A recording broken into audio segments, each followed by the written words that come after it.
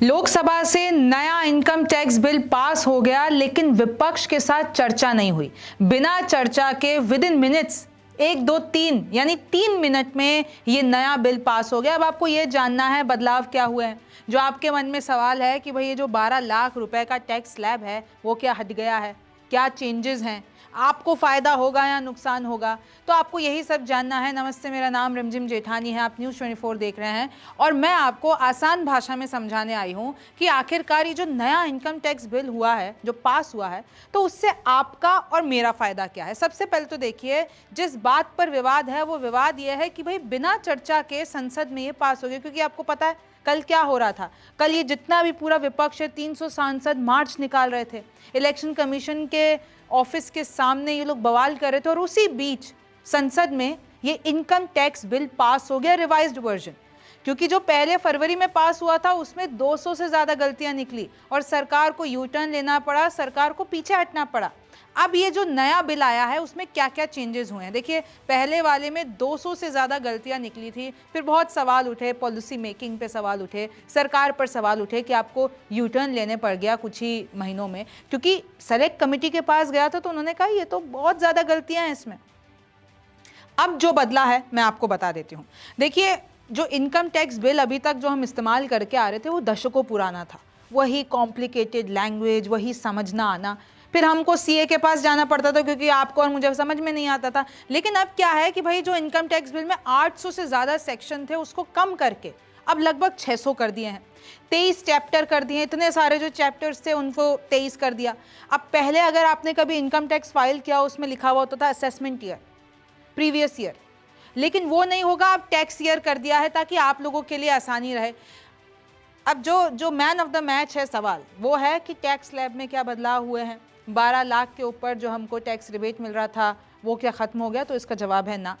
Tax में कोई भी बदलाव नहीं हुआ है, क्योंकि सिंपल सी बात है, सरकार ने पहले भी कहा था कि भाई हम सिंप्लीफाई करना चाहते हैं। इस बिल का पूरा मकसद ये है कि हम सिंप्लीफाई करना चाहते हैं ये पूरा टैक्स सिस्टम, ये पूरा एक्ट, और उन्होंने यही किया है। 12 लाख टैक्स रिबेट वाली चीज़ जो है वो बरकरार है। जो स्लैब्स हैं जो कि फरवरी में बजट के दौरान आए थे वही रहेंगे, तो आपको कोई भी तकलीफ लेने वाली बात नहीं है। इस नए एक्ट में क्या है, डिजिटल फर्स्ट है भाई। पहले तो अगर अफसरों को आपके घर पे आके चेक करना हो, कुछ आपसे बात करनी हो, लेकिन अब सब कुछ डिजिटली होगा। टीडीएस रिफंड में ढील दी गई है। पहले वाले बिल में क्या किया था, इन लोगों ने कहा था कि अगर आपको रिफंड चाहिए और अगर आपने आईटीआर फाइल नहीं किया, डेडलाइन निकल गई, तो उसके बाद आपको रिफंड नहीं मिलेगा, पेनल्टी भी लगाएंगे, रिफंड भी नहीं मिलेगा। तो अब ये चीज़ को काट दिया गया है। अगर आप डेडलाइन मिस भी कर लेते हैं तो कुछ इन्होंने चीज़ें रखी हैं, लेकिन ऐसा नहीं है कि आपका रिफंड ही कट जाएगा। धार्मिक दान पर कोई टैक्स नहीं। पहले वाले बिल में इन्होंने कहा जो सरकार को यू टर्न लेना पड़ा, उसमें पहले इन्होंने लिख दिया कि अगर आप कोई भी धार्मिक संस्था, चाहे मंदिर हो, मस्जिद हो, चर्च हो, गुरुद्वारा हो, उसको कोई गुमनाम तरीके से, अनोनिमस तरीके से दान देता है तो उस पर टैक्स लगेगा। तो भाई जितने भी धार्मिक स्थल हैं उन्होंने विरोध प्रदर्शन किया कि ऐसे तो हमको बहुत लोग अनोनिमस तरीके से दान देते हैं, तो अब उन पे टैक्स लगाओगे तो फिर वो कल को डोनेशन नहीं देंगे। तो इस तरीके से, लेकिन इसमें एक और प्रोविजन है। देखिए, धार्मिक स्थल ही होना चाहिए, अगर आपको अनोनिमसली दान देना चाहिए तब आप पे कोई टैक्स नहीं लगेगा। अगर आप किसी एनजीओ को दान दे रहे हैं, जो कि हॉस्पिटल चला रहे हैं, जो सोशल सर्विसेज कर रहे हैं, स्कूल चला रहे हैं, उस पर ये छूट नहीं है। ये सिर्फ धार्मिक स्थल पे छूट दी गई है। पर्सनल डाटा एक्सेस कर पाएगी सरकार। देखिए, पहले भी था और इस पर विवाद भी हुआ था कि अगर कल को कुछ उन लोगों को चेक करना हो सरकार को, तो वो आपके ईमेल, आपके सोशल मीडिया, आपका सब कुछ चेक कर सकते हैं। बस अभी इन्होंने ये किया है चेंजेस कि इन्होंने लैंग्वेज सिंप्लीफाई कर दी है। अब आसान होगा, खुद फाइल करेंगे। तो 100 बात की एक बात यह है कि इन्होंने सिंप्लीफाई कर दिया है। अगर आप और मैं पढ़ते हैं और अगर हमको कानूनी लैंग्वेज की ज़्यादा जानकारी नहीं है तो हम उसको फाइल कर सकते हैं, शायद हमें सीए की ज़रूरत ना पड़े।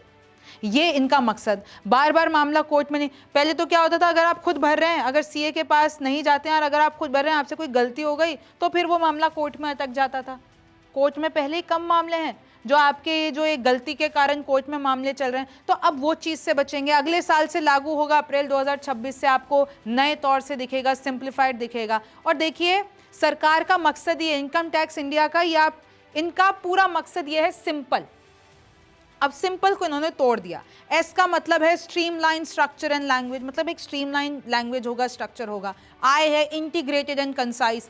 एम है मिनिमाइज लिटिगेशन। पी है प्रैक्टिकल और ट्रांसपेरेंट, मतलब आम भाषा, आम लोग भी इसको एक्सेस कर पाएँ, भर पाएँ। एल है लर्न एंड अडेप्ट। और ई है एफिशिएंट टैक्स रिफॉर्म्स, यानी टैक्स के मामले में ये लोग हमारे लिए चीज़ें बेहतर कर रहे हैं। तो देखिए, जैसे कि मैंने आपको वही बताया, पहले वाला जो बिल आया था फरवरी के दौरान, फिर उसको जब सेलेक्ट कमेटी के पास भेजा गया तो उनका जो चेयरमैन था, जो उस पूरी कमेटी के चेयरमैन हैं, वो बीजेपी के बैजयंत पांडा और उनके साथ 32 और लोग, उन सब ने कहा कि भाई ये तो 200 से ज़्यादा, लगभग 300 ही मान लीजिए, लगभग 300 गलतियाँ थी, कमियाँ थी। तो सवाल उठे, फिर जिन्होंने बिल को पेश किया उन पर सवाल उठे। देखिए, चाहे अब टीडीएस करेक्शन हो, चाहे वो किसी भी तरीके से, अब इन लोगों ने क्या किया इस नए बिल में, पेंशन लोगों के लिए, पेंशन वाले लोगों के लिए अलग से, ग्रेच्युटी पेमेंट्स के लिए अलग से, इन सबको एक अलग सेक्शन में भाग दिया। फिर एमएसएमई को बहुत ही अच्छे से ऑर्गेनाइज तरीके से, फ्रेमवर्क की तरीके से आपको पेश करने की कोशिश की है। इंडिविजुअल, सैलरीड, बिजनेसमैन, इन सब के लिए अलग कैटेगरीज बनाई है, तो बेसिकली आसान कर दिया है। और देखिए, पार्लियामेंट्री सेलेक्टर में आपको वही बता रही थी, 285 सजेशन, अगर मैं आपको एकदम आंकड़ा बताती हूँ तो 13 फरवरी को ये इंट्रोड्यूस करते हैं और 8 अगस्त को इनको वापस लेना पड़ जाता है। तो सरकार पर डेफिनेटली क्वेश्चंस उठे हैं।